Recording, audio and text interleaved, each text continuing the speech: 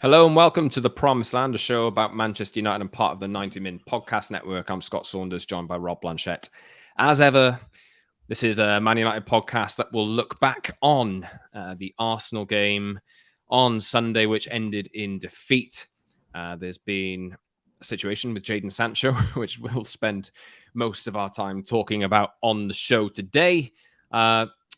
But yes, at the top of the show, we'll just address the fact that we are aware of the serious allegations that have been made against Man United winger Antony. He's been dropped by the Brazilian national team on, I believe, Monday night, there's been a report in Brazil which has come out detailing all of the allegations which have been made against him.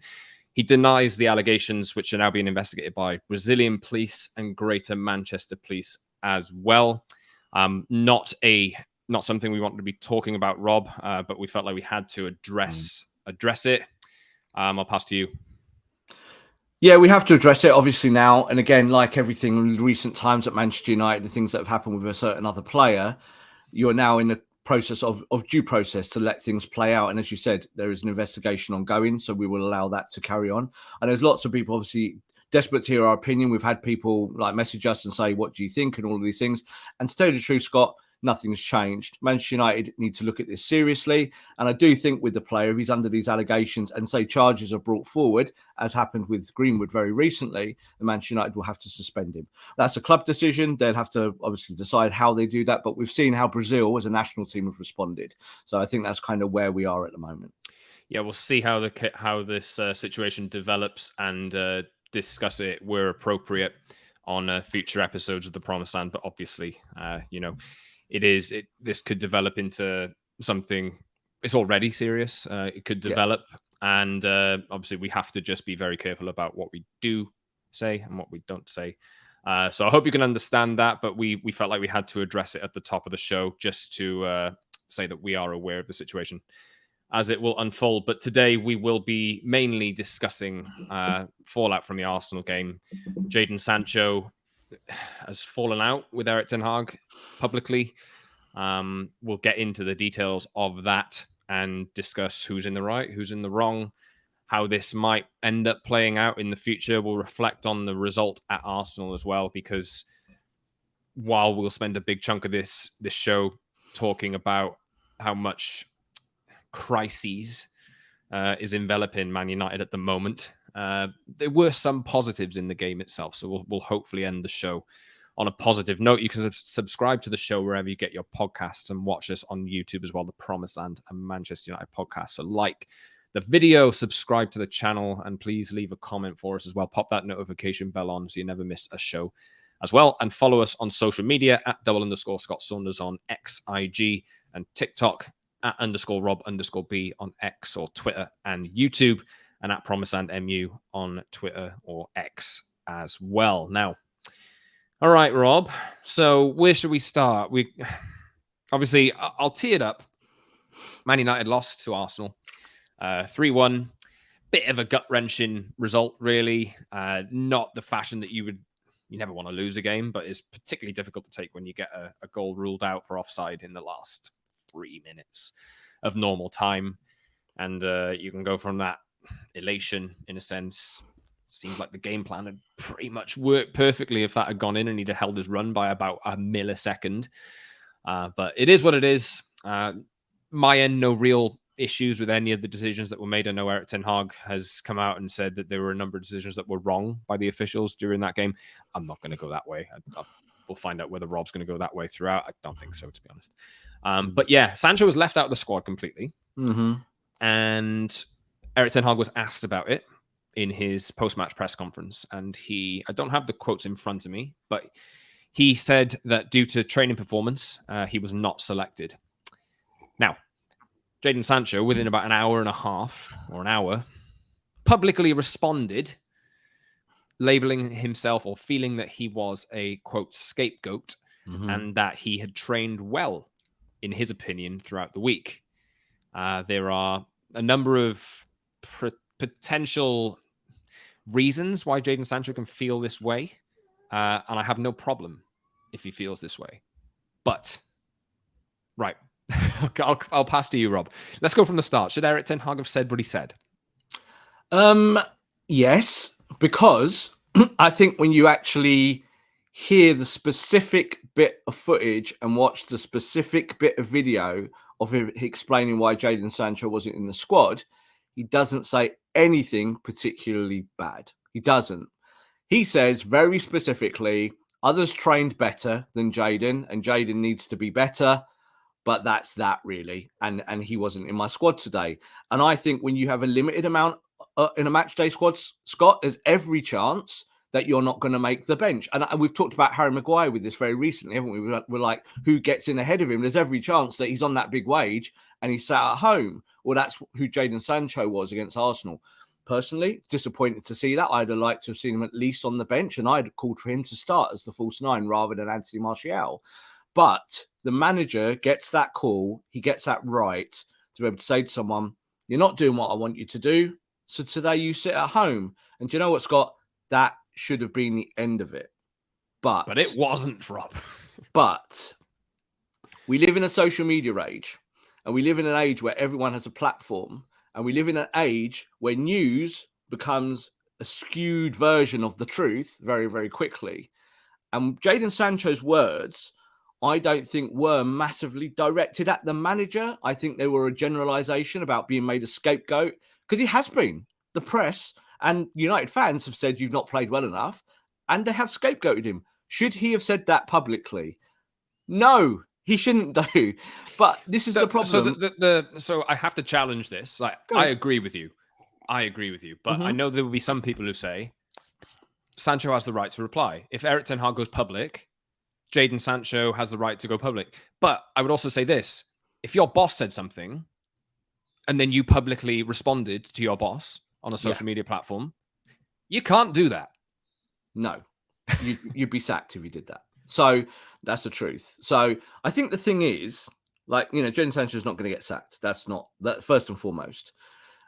Again, when you're a young man and a multi-millionaire, you do sometimes feel that privilege means that you can say what you want. And there's a lot of that this week, Scott, where you said, people say, oh, he's got the right to reply. Reply to what? Because I think the truth is that the manager didn't say anything outrageous. He said, Jadon needs to play better. Like, he didn't say Jadon. I've got the quotes here. Yeah, read it out.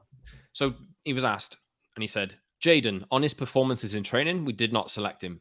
You have to reach a level every day at Manchester United, and we can make choices in the front line. So for this game, he was not selected. You're telling me that's not bad. No. That is saying I have a squad and I pick the players who train best.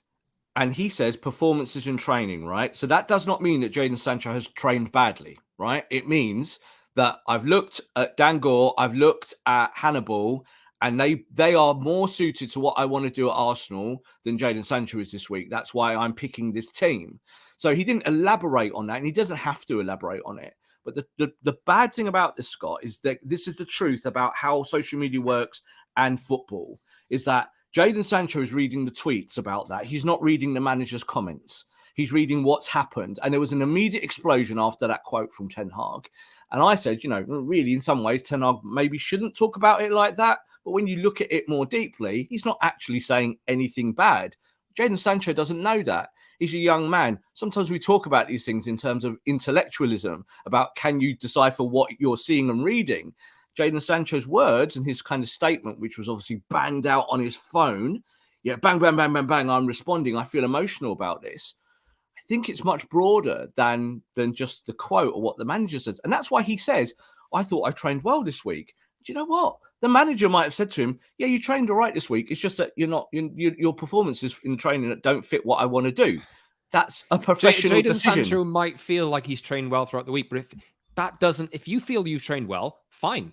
But if the manager doesn't think you've trained well enough to get in the squad, that's what matters. You're responsible to the manager.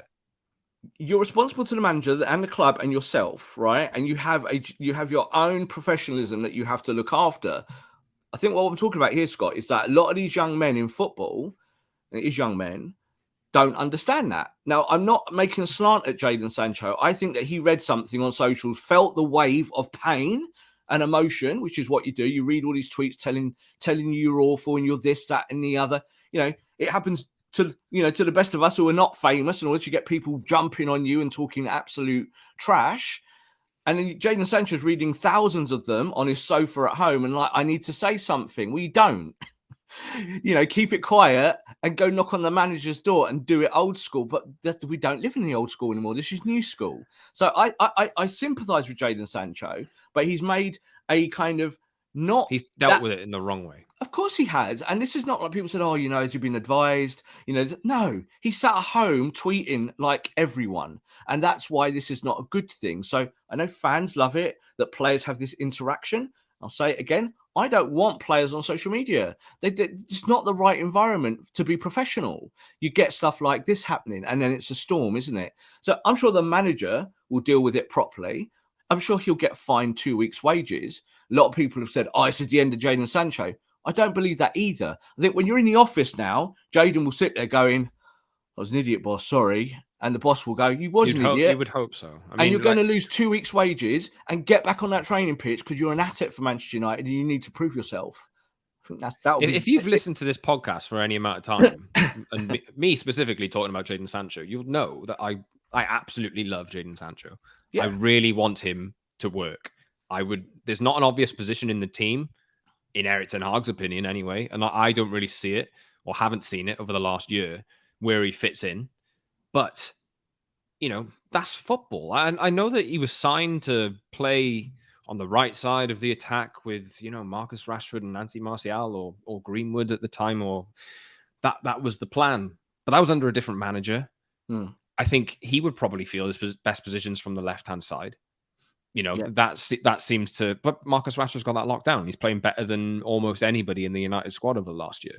Yeah. Now, I'll get into. I'll read his statement out that he put out just for the benefit. I'm sure everybody's seen it already, but he said, "Please don't believe everything you read.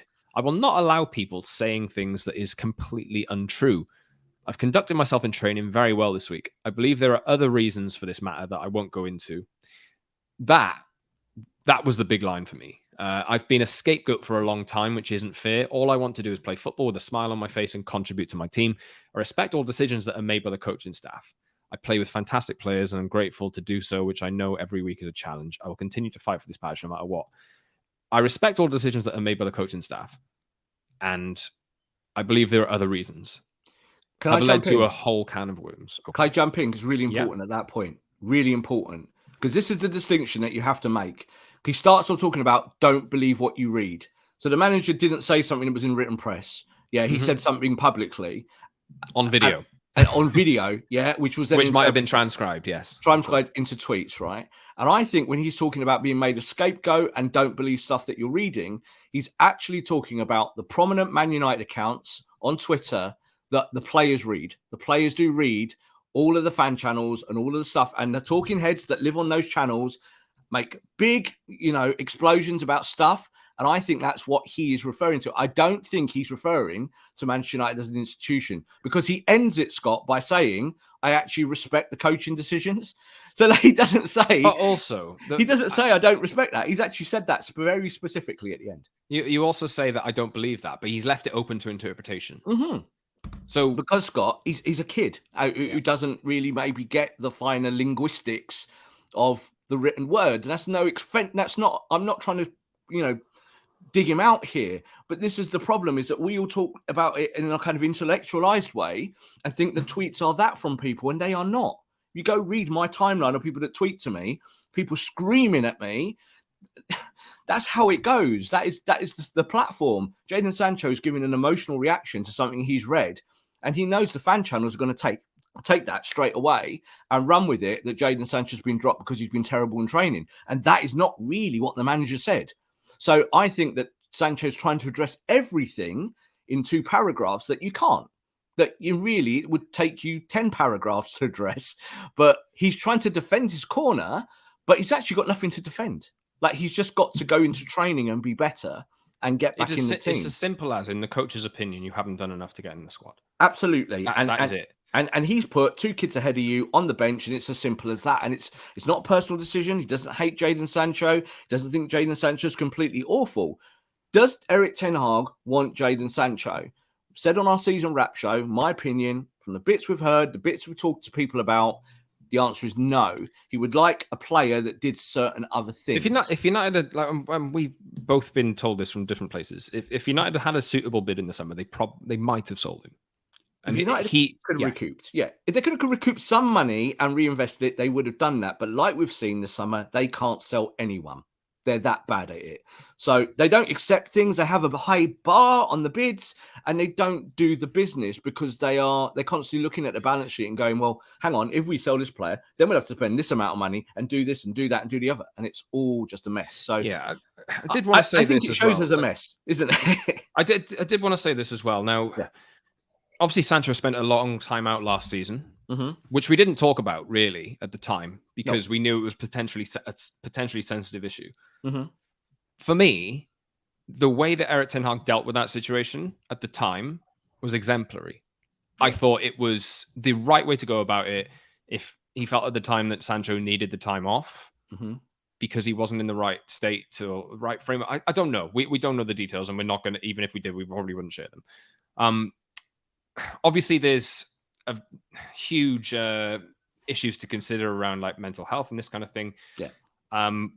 And we are obviously very, very aware of that. And I felt like Erik Ten Hag at the time dealt with that in the appropriate manner. And you could see it on his face when he came back as a substitute. I think it was against Leeds, was it? Yeah. Erik Ten Hag was beaming that he was back. Yeah. And Jadon looked so happy. Yeah. He did. You know? And that was, I think we spoke about it on the show, like how happy we were to see that. Yeah. And obviously that's happened. What I think Erik Ten Hag has done here is he spent a year trying to get, in his opinion, Sancho to respond, and it hasn't worked to what he'd hoped.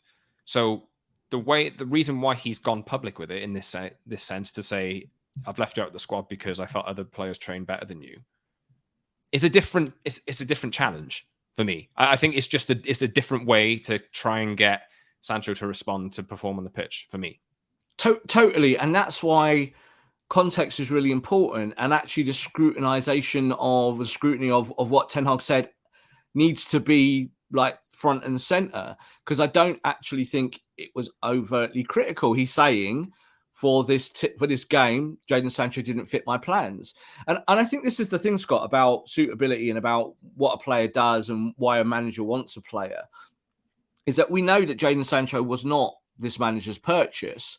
So I kind of think that knocks you down the categories a bit. I think the players that he's bought, he's wanted to keep front and center, and that's how he's picked his team. That's just how it goes. You just said there about what he was bought for and his position on the left and what he prefers. There's no doubt now. I think he's third choice on the left. Like Garnacho scores that goal against Arsenal that wasn't given. Garnacho shows in that split second what the manager sees in him. That's what I want you to do. Run off there, break the line, score me a goal. It's kind of as simple as that. Jadon Sancho got used as a false nine all through preseason. We said, he looks all right at false nine. But we also used the caveat on our show here that maybe Erik Ten Hag's just using him there to get minutes in it and doesn't see him in that role at all. And then we get 2 or 3 games. Rasmus Hojlund sat on the bench because he's injured, £72 million, and you're trying to get Antony Martial back in the team. So there's also about proof in the pudding, but it's in the tasting. It's quite obvious that this manager sees Jadon Sancho down the pecking order. I don't think that he was saying anything sensational in his interview. I think he was just backing that up, and that's how it goes. Jadon Sancho can give you things, but only at his top level. Just going to say that just one thing, Scott, about, as you said about last season, him going away and mental health, is that mental health is a delicate subject at the best of times. Managers and football clubs have to manage it within house and do what they can. And some do it better than others. I think with Jadon Sancho, he might be the kind of player that needs an arm around his shoulder. But in football context, sometimes you just have to pick a team and pick the best team because you want to win. And if that means putting Jadon at home on his sofa for a week, that's not a big deal. That's how you should manage it. But this has now turned into a storm. Jadon Sancho shouldn't have gone in social media. And I think you'll probably be advised now to don't tweet again. That's important here. Learn your lesson. But the tweet is still live, by the way. It's still live. Yeah, it is still live, because I think he probably might. At Manchester United, this is how it's worked at the moment. We know that a lot of them have gone on holiday, haven't we? Like, we know that the operations at Man United have wound down for a couple of weeks, which I'm not a big fan of. I think everyone should be in the training ground still. That's my own opinion. But ultimately, the player hasn't taken it down and probably stands by what he was trying to say, but the way he said it means that it's open to interpretation. And that's the problem here. So when they get back together and he gets his 2 weeks fine and like has to be fined something like £500,000, which is what it will cost him for that tweet, he might then think, there's quite a lot of money to lose just because I felt emotional in the moment. And the manager didn't actually say anything that bad. And now I'm just going to have to live with it. And that's social media in a nutshell, isn't it? For players when they respond. So players shouldn't really use social media to respond to anything, because the second you do that, every word you write down on your screen is open to scrutiny. And people will believe what they want, Scott. Doesn't matter what the truth is. They'll just believe whatever they want. So I think there was a lot of attacking at Jadon Sancho when he wasn't in the squad. Immediately I saw that. People were attacking him, saying, oh, well, sell him, do this, do that, off to Saudi. Maybe. But I think Man United, with the problems at the football club behind the scenes, Jadon Sancho will play games this season.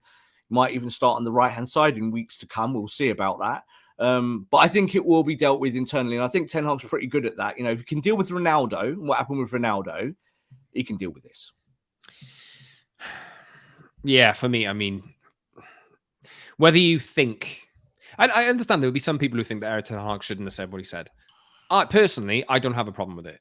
No. You don't either. I'm sure there's a lot of people who don't say anything. There are going to be some who do feel like that, and Sancho has a right to respond. I have, just to clarify, I have no issue with Sancho feeling how he feels. The way that he addressed his feelings is the wrong way to do it. He should have waited and sat with Erik Ten Hag to discuss those issues privately. Yeah, keep your gob shut, go into the office and work it out. And the whole thing is that even though this business of football is a very public business, ultimately the whole professionalism side of it, Scott, has to be private. Training is private. Conversations are private. You do all these things. People say to us, how do you know stuff? What are your sources? Sorry, they're private. You know what I mean? We can't tell you. So that's the truth about the whole business. Jadon Sancho should have turned his phone off and gone to bed. That's what he should have done, or gone on his computer and spent the night on it and been all right with it. So I think the thing is that emotions get the better of people, and that's humanity. But I think when it comes to Manchester United, the last thing this football club needs is more drama. Remove that drama, especially the off-pitch stuff. Cannot escape it at the moment. You had a really good performance against Arsenal, right? Let's nail that flag to the mast there, right? United went to Arsenal and scared the life out supposedly one of the top 5 teams in the world. They had a game plan, they executed it, and they nearly won the game. Like, they were that close. And Arsenal fans come away going, we're happy we won. What an amazing last 2, 3, 4, 5 minutes. But they know that wasn't comfortable. That's not a title contender. It's not Man City beating someone 10-0, is it? So that's Arsenal where they are at the moment. That's part of the game. But I think Man United, I think Ten Hag would have come away from that going, I feel like we've stepped forward. That's how I felt, Scott. I actually felt like after that game, I felt better about the season as a whole than I had in the first 3 weeks of the season. People giving me drip on it going, oh, like the Wolves game, you won the game. Why are you upset? It's like, I'm upset because the performance is really bad. We won the game, but I'm happy with that. And I can have both of those things. They can exist together. The Arsenal game, you lose the game. You want the points. When Garnacho scored, I was like, immediately, I think he's offside, so I'm not going to celebrate. And I kind of bite my lip. I was like, looked offside, and it was. But I came out of the... By the way, I did. The final whistle. No, I did. I stood there. I froze because I couldn't believe how well they played in that 3 seconds to get the ball. It was a really, really strong, really good move. Exactly what Ten Hag wants United to be. And I will add this as well.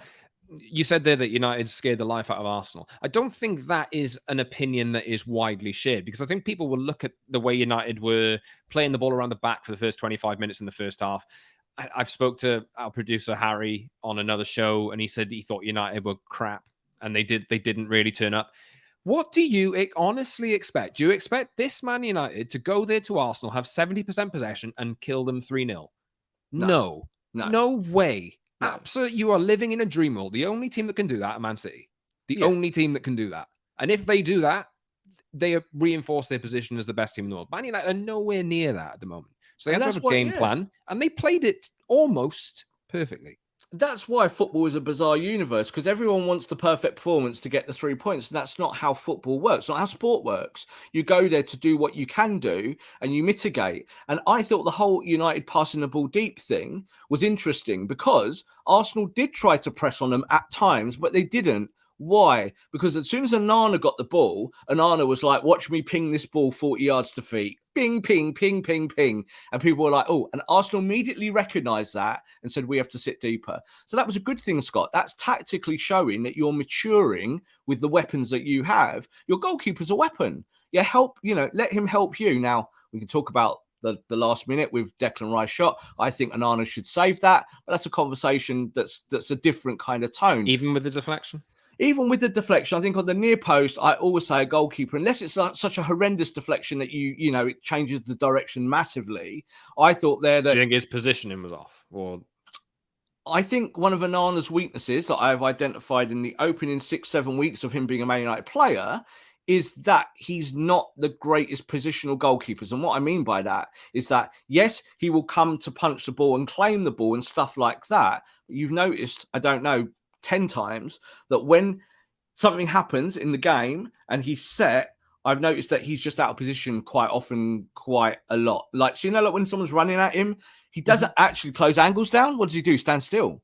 And people have criticised De Gea for 10 years for that. So there's always going to be these little crossovers, and Onana has weaknesses. But I think Onana's strengths are so key to United going forward that if you can use him as a weapon playing out from the back, you're going to scare teams as good as Arsenal. If David De Gea was in goal, he might have saved that chance. Yeah. But United would have been under pressure for the entire game. 90 minutes. And you wouldn't have had that. I think there was a great stat, on about the hour mark, where Man United had more possession than Arsenal. And I was thinking, you couldn't predict that because that's mad. That's actually madness. I know United had a lot of possession in deeper areas, and that's why they kind of were like 55-45. But Arsenal wouldn't have planned for that. Arsenal would have been like, hang on, we're going to have 70% possession today, and we're going to play like that. And that's not what happened. And that's because this United team is evolving and it's maturing. So lots of positives, obviously, pre-Sancho and pre-Fallout. And I thought that United went there, had a game plan, executed it. And it was a really successful transition game for United. Harry's our producer here. Harry's a big Arsenal fan, a big gooner. Doesn't like Man United anyway, does he? But, I think Arsenal fans can probably get on the high horse and say, well, we won the game. Well, you won the game, but you ain't playing well, and you haven't played well this season yet. So that's more worrying. If I'm an Arsenal fan, I'm looking at that and going, do we look like title contenders? One Arsenal channel that I did see said exactly that. They went, we've got some good players now, but we're not playing as well as we were last season. And I agree with that. I think that they last year looked more deadly at the start of the season. This year, they look a little bit frail, not quite sure what they're doing, but that's another football club, isn't it? So happy with United after that. I think that gave me a little bit of hope. That's what I tweeted. And people were like, oh, hope doesn't get you 3 points. No, hope means that you probably can put a run of form together and start winning football matches a bit more convincingly. Tell you what, though, Rob, when Man United had that goal disallowed, the first thought I had was don't concede because I knew that they would. Me too. I absolutely knew that they would because they do. Yeah, because they don't quite have, like, they score the goal and feel great about themselves. Oh, look what we did. We scored at Arsenal. And then you need 15, 20 minutes where you just lock the shop. That's what you have to do. Lock it down and keep the game flowing. And this is what this Man United team is not particularly good at. And this is the problem, Scott, is that, like, you ended the game with your, fourth and fifth choice centre-backs. And if you end any game with your fourth and fifth choice centre-backs, you probably are going to concede. So that's why I think Leicester's 2019 centre-back. I've seen the pictures. Everyone's seen the social media tweets. I think that in those final moments, Arsenal might feel good about themselves that they scored 2 very late on. But come on, it's Maguire and Evans. So you did the job, Arsenal. But would you have done the job if United had their first choice centre-backs out there? Say it was Varane and Martinez. Maybe not. Maybe United get a point, or maybe United win the game. So hypotheticals, of course, but I actually do think that United deserved something out of the match. I don't think Arsenal were 3-1 better than Man United. Yeah, I thought it was a draw. I thought it was a draw. Yeah. I think 1-1 would have been fair. But 1-1, 2-1 would have been absolutely fair on the day. I'm going to have football isn't fair. So. Football isn't fair, but I'm going to add one more thing, Scott, because this is not on the running order. Jogo Dalot had his best ever game at left back, right? His best ever game.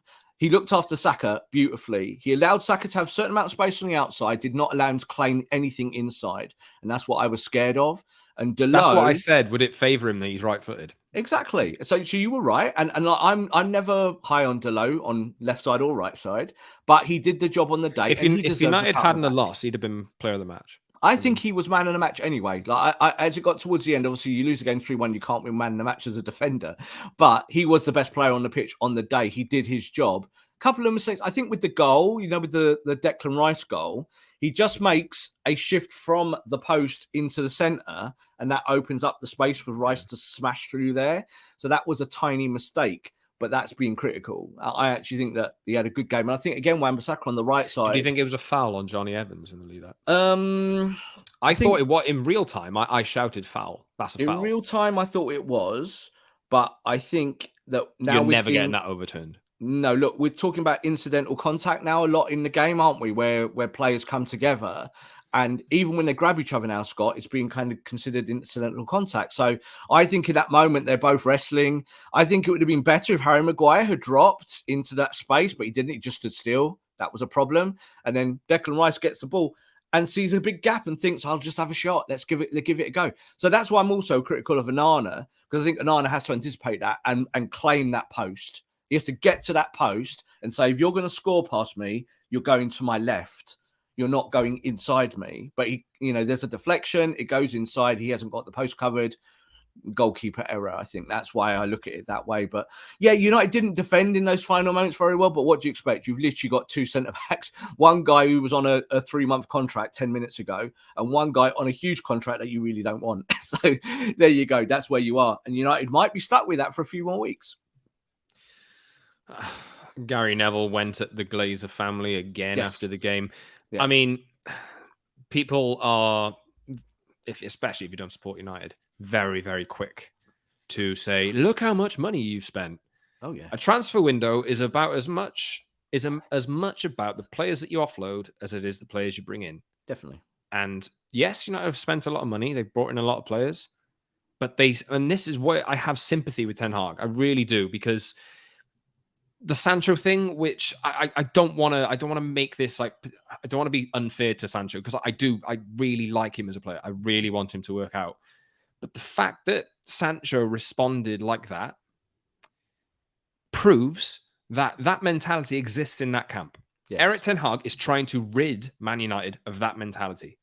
That is what he's trying to do, but it lingers. It stays around because United don't sell properly. Yeah, like I don't think that moment with Sancho or any of the moments where things have been made public from Manchester United happens at a really well-run football club. I agree. It just doesn't like, because you as a player or as a member of staff that if you leak something, if you say something publicly, you're done.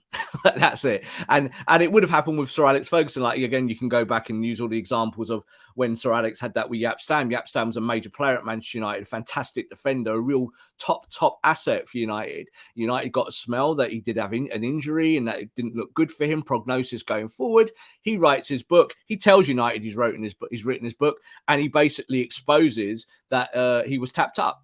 And Man United went, "That's you done. Goodbye." And that's it. And that's what good organizations do, Scott. You don't tolerate any of it. You just have a party line and you stick to it. So, yeah, does that happen at Man City? Do you get people coming out of Man City saying, "Oh, Pep Guardiola told me that I had too many Pep has come out and criticized Calvin Phillips for being overweight. Massively. And you should be allowed. Nobody has it. Like, yeah, it might be a little bit sore, but nobody questions that Pep is not right. No, like I think sometimes Guardiola publicly is like, you've seen him like we saw at the start of the season. I think it was with Erling Haaland, wasn't it? Where there was a little altercation. Haaland had moaned that he wasn't getting service. I think it was the first game of the season. Yeah. And Pep runs on the football pitch, balls at him with a camera near him, absolutely balls him out. And Haaland's like, "What, boss? Like, oh my God, like, blah, blah, blah, blah, blah." But Haaland doesn't then come out on social media the next day and goes, "I'm really upset that Pep had to go at me." Pep's your manager and your boss. It's his job. So, like, if the manager has said to, say, Jadon here, like, "Jadon, you're not in my squad because you're not doing what I want you to do," that shouldn't actually be a big deal. That shouldn't be national news. That should be Jadon going away and thinking, "Well, I'm not even in the England squad. I need to think about this. I need to get better at what I'm doing. And I'm sure that is actually the MO. I'm sure that's what he does think and what Ten Hag thinks. But it's how you outwardly do it, isn't it, publicly? And that you can get away with it when you're Guardiola winning a treble. But when you're rubbish or have been rubbish, you can't get away with it. That's just the truth. Or if you're at Man United, it's 10 times more important, isn't it? Because that's what our football club is. It's a soap opera, and people watch the soap opera for fun and news and for terrible stuff sometimes. I'm not talking about United fans. I'm talking about people outside our club. Just a final word on Sancho. I mean, yeah, I'm sure there's been, like we wrote a report yesterday, there's already been some interest from clubs in Turkey. He's on too much money for that move to be facilitated. No. United would have sold him in the summer if they had the right bid or seriously considered it at the least, because they're in a difficult financial position. But yeah, I mean, I completely personally side with Erik Ten Hag here. I'm very aware, and I'll say it again, Sancho has every right to feel the way he feels. He just decided he used the wrong medium to say how he felt. Should not have gone public with it. Erik Ten Hag did not say anything really too terrible outside of a challenge to him. And I don't want to, I feel like I'm digging Jadon out, but I don't want to do that. But there has been previous examples of this at other clubs and with England. So there's enough of a case to say that we trust Erik Ten Hag here. We trust Erik Ten Hag, but I'm going to say this without being overtly moderate, but it is moderate, is that I'm not siding with anyone here. I think a lot of this also is to do with the culture of the institution at Manchester United. So which Erik Ten Hag is trying to change. So Erik Ten Hag is trying to change it, but it's like having a square wheel and hoping it rolls down the road. Like, I think with Man United, there needs to be obviously bigger changes, and that's stuff that's outside of Ten Hag's management skills and outside of his MO. And I think with Jadon Sancho is that Jadon might represent an echo of what's been going on at Man United for maybe 5 or 6 or 7 years, going pre-Ole Gunnar Solskjaer. Just make one distinction on this, Scott. What the manager did was not what Jose Mourinho did with players. Jose Mourinho unfairly called out players because he's not very good at those things. He'll just scream at people and screamed at journalists and screamed at footballers. And that's what he did. He killed Luke Shaw, made Luke Shaw a much worse footballer in those moments. So it's a different situation with people saying, oh, they're similar. They're not. They really are not. And I'm not going to side with anyone because I think the manager could have said, he got a knock in training. That's it. Forget it. But he didn't. He's trying to be honest and give a reason. I appreciate that. Personally, I appreciate that. Yeah, like he's trying to give some information, and maybe still, after only 12 months at Man United, doesn't realise that any tiny little thing like that is going to get picked up. Maybe he doesn't think like that as a person. So, like at Ajax, he used to be quite cutting of players. He was always very public, and he'd say that player was bad today and blah, blah, blah, blah. And we've gone, that's refreshing. We quite like managers like that. But in this situation, with an English footballer who has a high profile in this country, even though he's not played well for Man United, you sometimes just have to bite your lip and go, yeah, he got a knock. And that's what a lot of managers we talk to, that's what they do for that reason. He didn't do that. It's turned into a different kind of storm. But this is why I think United will just get resolution now. Give them 2 weeks fine, and they'll come together, and there'll be a cuddle, and there'll be a picture on the training ground, Scott, when Ten Hag's back at Carrington, and they'll be together, and he'll be like, "Is Jadon? He's one of my squad," and he'll get picked in the next game, and everyone will have forgotten about it. You cannot sell Jadon Sancho now with what's going on with your first choice right winger. You just can't. Just what's going to happen.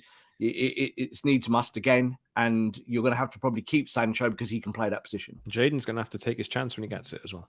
I think the front three would be, Scott, in weeks ahead if we do see that Antony is suspended for any period of time. I think the front three will end up being Rashford right, because we saw at the end of the game, Garnacho left and HOJLUND through the middle. I think that will be your front three that you operate on. And then you'll have Martial to come into the team who can play on the left if you have to. And you have Rashford who can switch back to the left or the centre. So that's where that is. And I think Sancho then will be somewhere in the middle of that mix. He won't be first choice, but he'll be there somewhere. Right, let's finish on a positive note. Rasmus. Yeah. I said on a video yesterday, and I don't even think this is hyperbole. I don't even think it is. Within 1 minute of Rasmus Hojlund coming on, I thought Man United have not had a striker like that since Wayne Rooney was playing up front. And I'm not even trying to, that's not hyperbole. That is completely in reflection of the profile of player that United now have in that position. Yeah. They have not had a striker for 10 years. Or however long it's been. 7 years. Like that. It was Rooney vibes, Van Nistelrooy vibes, kind of someone who has physicality but quality. And United haven't had that for a long time, have they? Like, Romelu Lukaku was supposed to be that guy, when he came. He's not that player. He's admitted it himself. But he's not that player, and he wasn't that player, and we saw it with our own eyes. I think the thing with Rasmus Hojlund, the expectations again are massive, and he's going to learn that every time he doesn't trap a football correctly, that there will be 1,000 tweets about it, and that he's a failure. Although he's actually got half decent first touch as well, He's got a good first touch, but like I said, you don't actually have to do anything that wrong to get criticised in our world of football.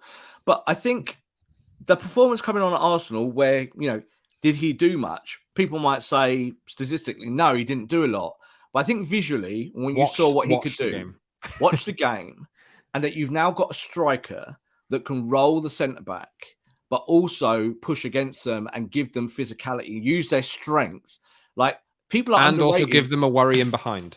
Yeah, people are underestimating what his profile of game set is, and that is that he's 6'3" and quick. That's dangerous. Every centre back doesn't like that profile in front of them. And he was with Gabriel. Gabriel's a kind of straight up defender, isn't he? Like, physical, he'll deal with stuff. And I thought Hojlund in that period, in the last 20, 30 minutes of the game, absolutely allowed Man United to play in a part of the pitch that they haven't played all season or last season, simply because you've got a number 9 that can do that stuff. There was one moment where Hojlund got I think he had his back to goal. Or he was played a ball. Gabriel actually stood off him because he'd had a few duels with him already. This was about 10 minutes or so into his time on the pitch. Gabriel stood off him because he knew, all right, this is going to be dodgy, so I'm going to have to try and hold my position. Hojlund controlled the ball with his back to goal, and Bruno Fernandes took it off, and United were gone. And I don't think it led to a major chance, but I just thought, I looked at that and I was like, United have not had a striker who is able to do that for years. And if this show today was primarily only about football, for 40 minutes, we'd be talking exactly about that. So if you're a Man United fan who maybe feels a little bit down after the kind of last couple of days and the way the news has been, and you want to kind of bring it back to football, hold on to that, because that's the most important thing there in terms of the football side of the operation and what United are doing. Rasmus Hojlund, we've seen him for just a very short period of time, but you can totally see what he is and what he can give to this United team. And if the front three, Scott, ends up being Rashford, Garnacho in wider roles, and you end up having Hojlund at the top, Man United will win more games than they lose. Just the way it is. I think Hojlund will be a real asset to Man United because he's physical, he's keen. That badge on his shirt really means something. He's a United fan. Like he's gonna bleed for the football club. I do believe that. I think that this is an opportunity for him that he loves, and he's gonna really push it. And I think that he's a little bit of a wild card. Like 72 million is a lot of money, but I think that as long as United can get him some service and they can get the ball to him in the box, he's going to love the Premier League. He's a Premier League player. You saw that in that 30 minutes, didn't it? He's a Premier League striker. He's that kind of ilk. And Gabriel didn't like it. Like you said, Arsenal's defence stood off him. And Arsenal's defence don't want to do that either. They want to get the ball quickly and move and get the ball up the pitch. But Hojlund stopped that at source. And I was impressed with that. And it allowed other players to come into the game. When Garnacho scores that goal, that is also to do with positioning of the forwards, is that they allowed that chasm to open and allowed Garnacho to run it. United went 1, 2, 3, through the middle, in there, goal. And that all happened in 5 seconds. And that's got to be the blueprint now, this football team going forward. And it's going to come from that number 9. Yes. Positive note to finish on. But that is it. We try our best, people. We do try our best. So hopefully we've made you feel a little bit better if you've been listening to this right through to the end.